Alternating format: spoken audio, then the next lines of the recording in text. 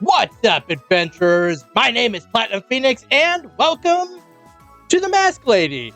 Yeah, we're back in Fossil Fighters Champions for a bonus episode, and more specifically, we are going to be going over every single mask in the game. As you can see, we have most of them already, and I decided to split them up into categories to make them easier for me to explain how to get each of them, and what each of them do if they have special properties to them.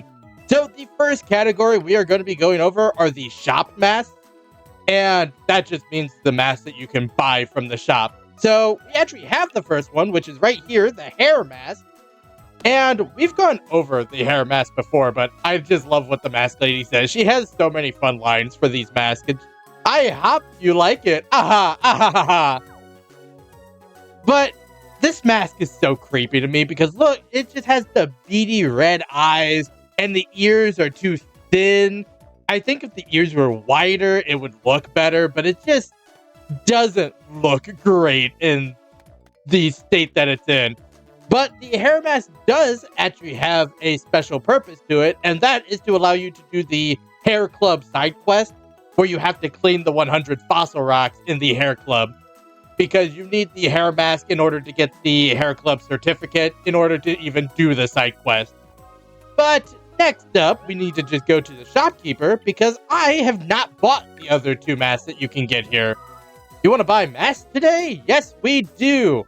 And the other two masks that we can get here are the Fossil Lady Mask and the Caliosteo Mask, both for 1,000 gold, and in fact, all three of the masks that you can buy from the shopkeeper are 1,000 gold, including the Hare Mask. But the Fossil Lady Mask can be gotten basically the same time you can get the Hare Mask, which is right around the time you can get to Cranial Isle in the game. But it has no special purpose other than being cosmetic.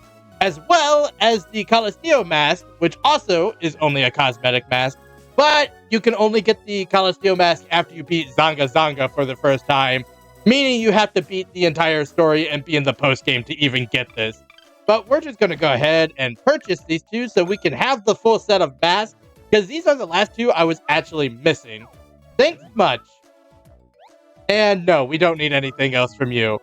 But with all of these shop masks gone over, we need to go back to the Mask Lady, because our next category of mask is actually going to be story masks, which are masks that are specifically given to you through the story of the game. And the first one is actually this Ranno Mask. Oh, no one will mess with you in a dark alley, or a light one. And this mask is purely based off of the commentator in Fossil Fights, Ranno. And this mask is given to you by Don Boneyard / Joe Wild West. And it's when you are being on the run from Zanga Zanga and you have to go to the Stone Pyramid to see how to stop Zanga Zanga is when you get this mask. But I think this mask is actually pretty cool. It's just the fact that it's based off of a character that you have seen several times before actually getting the mask. And Ranno is also pretty funny in the Fossil Fight commentary, that it's just cool that you can wear a mask that looks like him. But the other story mask, if we go back to the Mask Lady, is the Red Mask, or Red Mask. When you wear that mask, you'll only dig up fossil rocks from fire-type Vivosaurs. You have a good day now, hun. And yeah, what she said is actually true. The colored masks specifically allow you to only find the Vivosaur type that relates to that color, in this case, red. It also allows you to find special types of fossil rocks, aka the miraculous fossil rocks, the wondrous fossil rocks, or dark fossil rocks, which is very good for doing some side quests like John Guano's side quest, which we'll talk about later, actually. But we are given the Red Mask during or right after winning our 5th round of the Caliosteo Cup from Kent, I believe. And it is actually part of a different set as well, not just the story set. And that is the Colored Mask set, which, if we go back to the Mask Lady once again, you can see all of the colored masks, the blue mask, the green mask, the yellow mask, and the pink mask. I'm not going to change each one because I think it would be redundant. But to go over these 4 specifically, they are all gotten the same way, which is by using donation points at the donation stand in the Fossil Center in order to buy them, which you get donation points for cleaning fossil rocks that have already been cleaned worse than the one that is already cleaned. And each of them cost 100 donation points each. And they work the exact same way as the red mask, except for different types. So the blue mask is for water types, green is for air types, yellow is for ground types, and then pink, for some reason not white, is for the neutral type Vivisaurs. And all of them still do the special fossil rock thing where they allow you to find special fossil rocks. But now that we are done talking about the colored mask, because that is all they do, we are going to go to a very similar type of mask, the body part mask, which we have the head mask, the body mask, the arms mask, and the legs mask. And I'm just going to put the head mask on because they're basically just color swaps of each other, kind of like the colored mask. But when you wear that mask, you'll only dig up fossil rocks of Vivisaur heads. You have a good day now, hun. And what she just said, again, is true.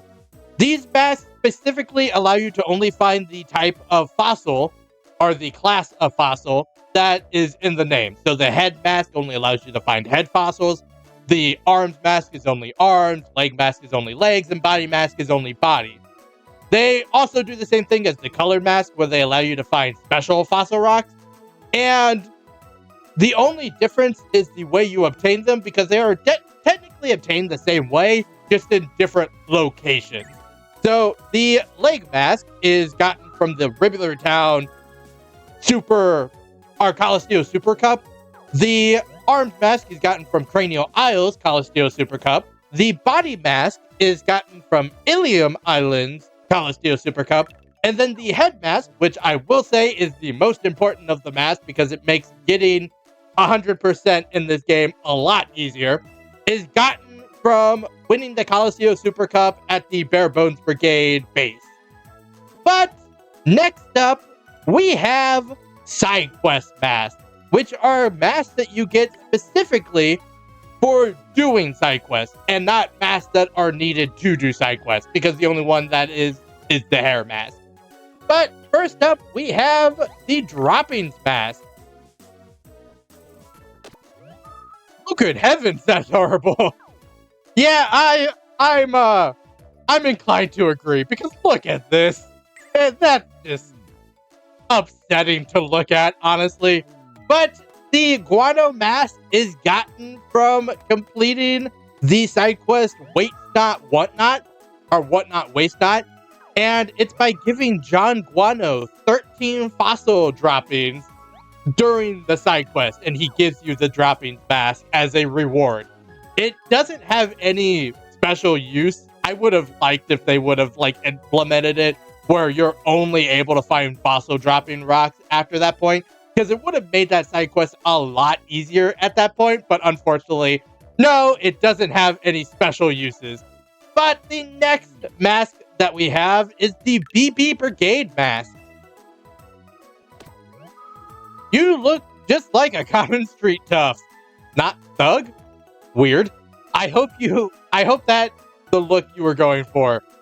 And yeah, it basically is just the mask of the BB Brigade grunts. And you are given this mask for completing the side quest Concentrate over in the BB Brigade base with only one chance left, or with 4 mistakes. And similarly to the BB Brigade Mask, which I believe that's what this is called. Yeah, the BB Brigade Mask is the Boneyard Mask, which is also gotten from the Concentrate side quest, but is gotten if you can complete it with 4 chances left, or in other words, with only 1 mistake.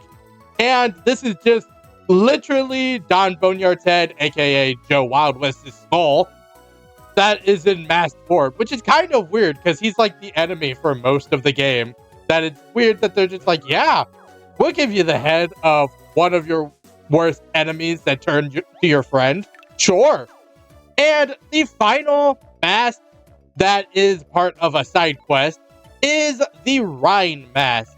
And we actually talked about this mask just a couple of episodes ago, but this mask is from giving Ryne or showing Ryne a Menchie Vivasaur after unlocking the bonus data. So you have to complete the first round of the Caliosteo Cup, and then you can get the bonus data, and Ryne appears in the Bonehead Hollow in Treasure Lake, and he just asks you for a Menchie, and then he gives you this mask, which is, again, just a carbon copy of his face. But at least this one looks proportionate to your body, unlike some of the other ones.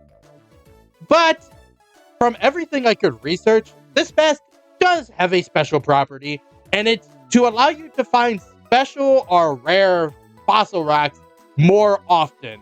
Basically, when you go into a dig site, when you scan with a fully upgraded sonar, it allows you to find yellow pings on the sonar, and those yellow pings are usually rare or special fossil rocks, and it allows those pings to show up more often while wearing this mask. I'm not entirely sure if that is correct because I only found one source on it, but from my testing, it appears to be correct.